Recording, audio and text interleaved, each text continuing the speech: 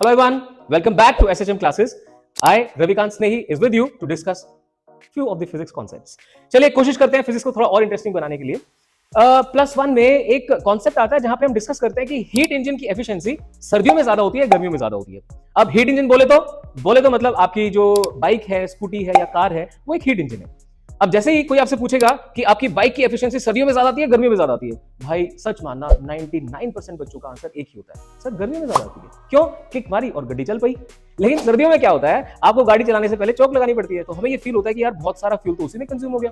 But एक छोटा सा कॉन्सेप्ट समझिए, आप जब भी एफिशिएंसी को कंपेयर करना चाहते हैं तो हमें सोर्स की कंडीशन को सेम रखना पड़ता है। मतलब सर्दियों में जब तक इंजन का टेंपरेचर वही ना आ जाए जो आप गर्मियों में कंसीडर कर रहे हैं, तब तक आप एफिशिएंसी को कंपेयर नहीं कर सकते। बहुत सिंपल सा पॉइंट है। नाउ जस्ट थिंक ऑफ, मैं डायरेक्टली फॉर्मूले से स्टार्ट कर रहा हूं कि एफिशिएंसी ऑफ इंजन का फॉर्मूला आता है 1 - T2 / T1, जिसमें T1 is the temperature of body at higher temperature, जिसको कि हम सोर्स बोलते हैं, and T2 is the temperature of body at lower temperature, जिसको कि हम सिंक बोलते हैं। अरे घर में भी तो सिंक होता है ना, सिंक वो लगता है जहां सब कुछ फेंक दो। तो भाई जो आप गाड़ी चलाते हैं उसमें से जो हीट निकलती है कहां जाती है? सराउंडिंग में जाती है।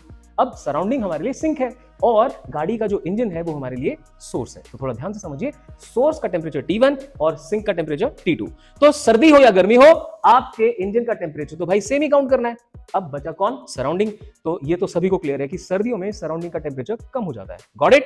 तो देखना ऐसे करके, अगर सर्दियों में T2 कम है तो ये फैक्टर कम हो जाएगा, न्यूमरेटर कम है, ये फैक्टर कम होगा बच्चों। तो देखो, आप अगर छोटी चीज को सब्ट्रैक्ट करोगे तो आंसर बड़ा आएगा और बड़ी चीज को सब्ट्रैक्ट करोगे तो आंसर छोटा आएगा। एक और तरीका है मेरे पास, we can go with T1 इधर चला गया, T1 - T2 / T1। Now look at this, ये न्यूमरेटर क्या शो कर रहा है? ये शो कर रहा है दोनों टेंपरेचर का डिफरेंस।